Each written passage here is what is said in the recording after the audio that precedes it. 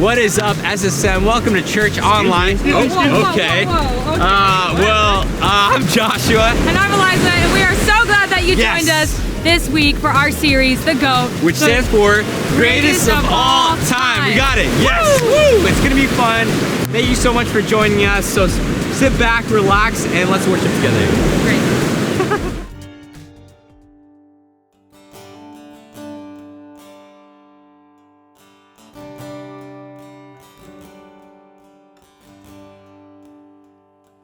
You unravel me with a melody.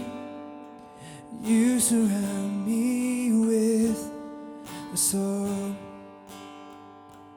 of deliverance from my enemies, till all my fears are gone,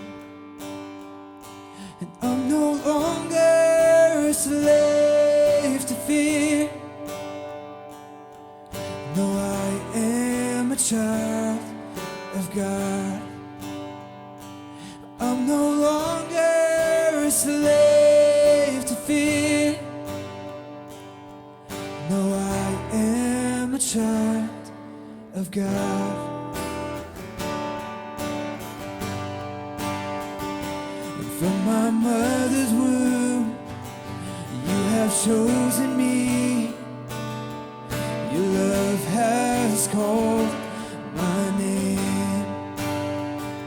I've been born again into your family. Your blood flows through our veins. And I'm no longer a slave to fear. No, I am a child of God. I'm no longer a slave to fear.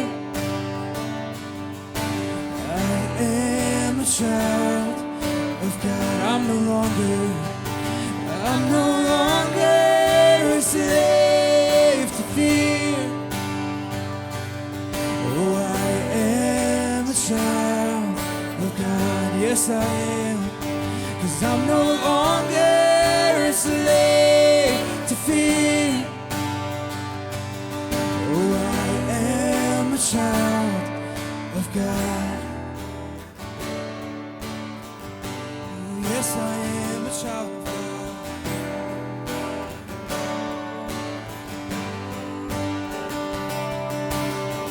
You split the sea so I could walk right through it. You drowned my fears in perfect love. You rescued me so I could stand and sing. I am a child of God. You split the sea. You split the sea so I could walk right through it. You drowned my fears in perfect love. You rescued me so I could stand and sing. I am a child. Yeah, sing it out. You split the sea so I could walk right through it. You drowned my fears in perfect love. You rescued me so I could stand and sing. I am a child of God. I am a child of God. Yes, I am a child of God.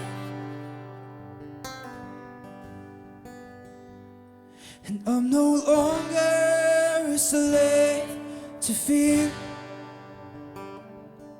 Oh, I am a child of God. I'm no longer a slave to fear. Oh, I am a child of God.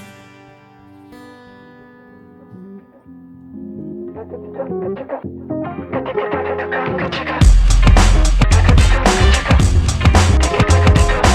guys, welcome back to week 2 of our series, GOAT, the greatest of all time, where we are looking at how Jesus was the greatest of all time. But before we get into that, we're going to argue how maybe we think other things might be the greatest of all time. My name's Liza, and and I'm Joshua. What's up? Well, last week we were debating what is the greatest pizza of all time. This week, what were we debating? beaches. What's the best beach of all time? And apparently, where are we going? T Street. I guess we're gonna go find out. Let's go.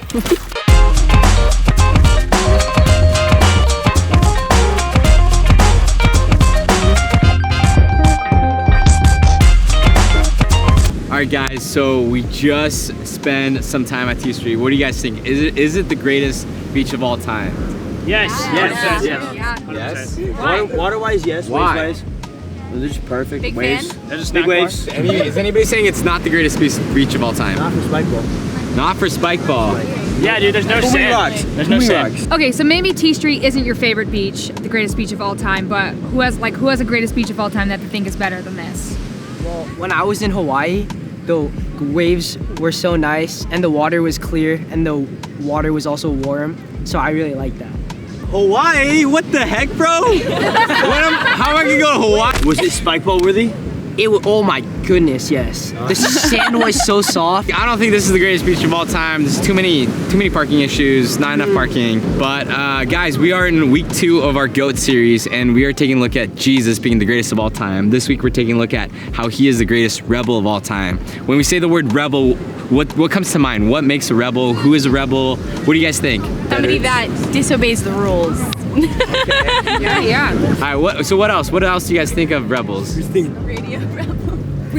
rebel. Debbie Ryan. What? Debbie Ryan. Radio rebel. It's a movie with Debbie Ryan in it. Who are people in history that like didn't do the things that they were supposed to, but Rosa maybe Parks. Rosa Parks. Yeah, that's a good example. So sometimes like rebel, maybe it's like somebody who went against the rules in kind of a bad way, but it also can be someone who went against the rules in a good way, like Rosa Parks. And I think Jesus is a great example of a rebel. Like 2,000 years ago, when Jesus was on the scene here on earth, he rebelled in a great way. He started this movement of Christianity, right?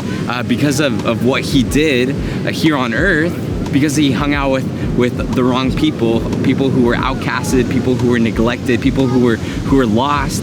He started this movement of Christianity, and so he is the greatest rebel of all times. We believe there's 4 reasons, and Eliza, you want to take the first reason why? Yeah, he didn't follow the rules. I think that may be the number one thing we think of when we think of someone who was a rebel is they don't follow the rules. And so Jesus was Jewish. He grew up in the Jewish religion and culture, and being a Jew in Jesus' time meant there were kind of a lot of rules that they had to follow. There were a lot of cultural rules, religious rules, personal rules.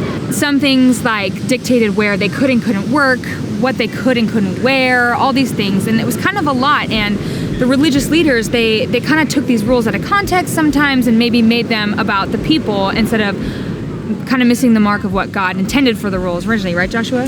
Yeah. So these rules were initially there to honor God, yet they were so afraid to sin, they were so afraid to break the rules that the religious rulers at the time made laws about not breaking those laws.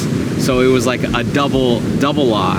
It's almost as if there was a fence around a house where you're not supposed to go and touch. Somebody's like, don't touch this house. And there's a fence around it. It's like a double protection. So Jesus came on the scene and was like, no, we don't need this made up rules about these other rules.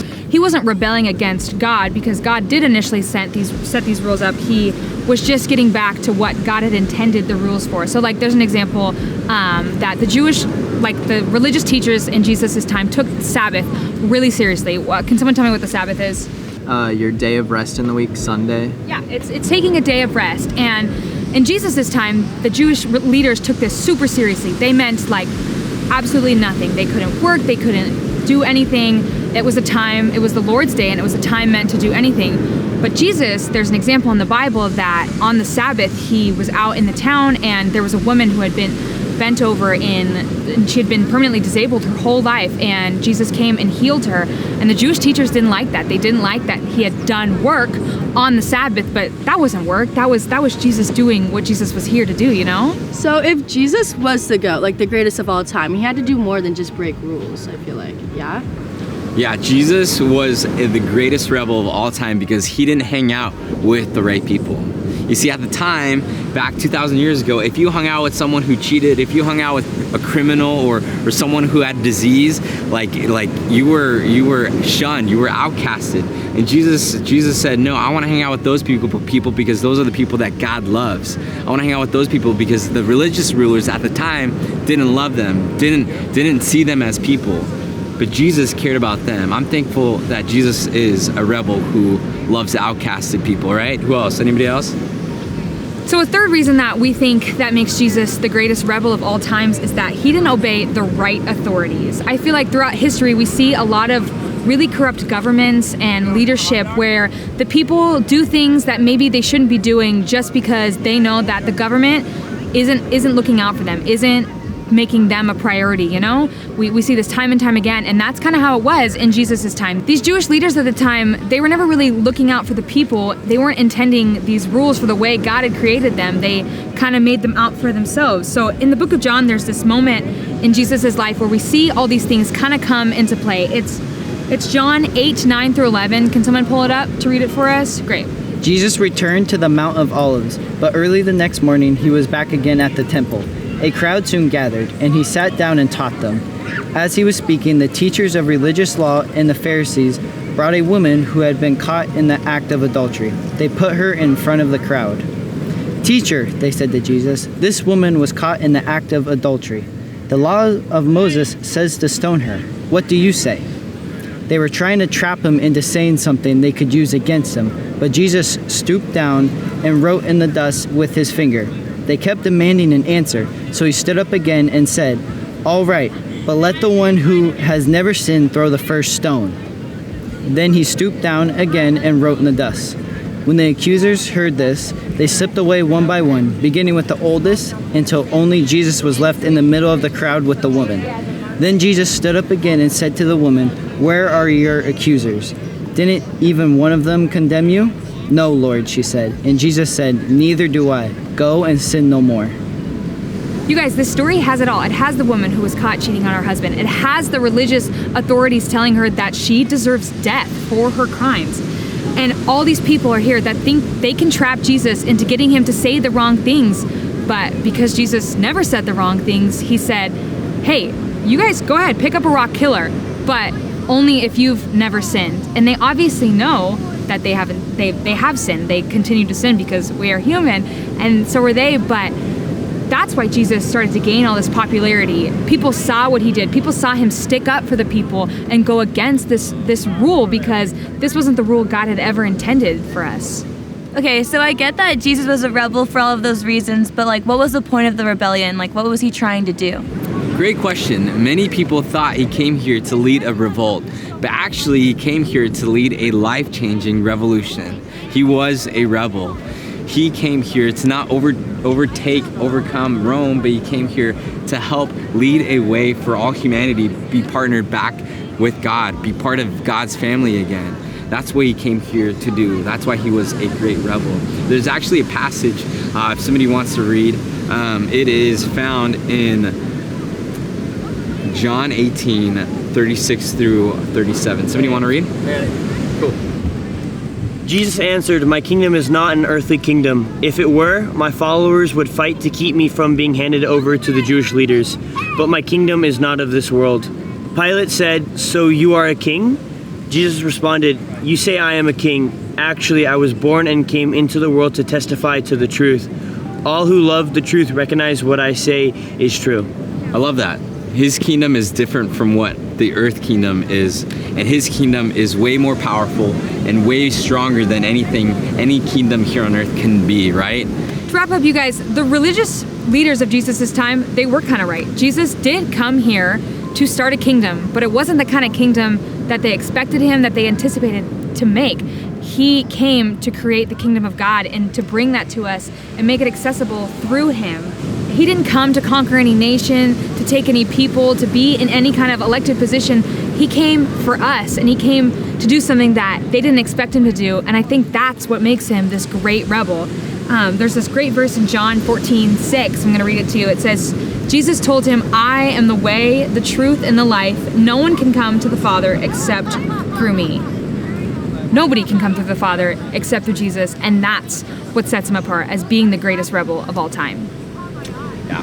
So fun hanging out with you guys. So thanks for showing us not the greatest beach of all time, but at least maybe one of them. But guys, I guess we could all collectively agree that Jesus is the greatest rebel of all time, right? Right? Sure. Yes.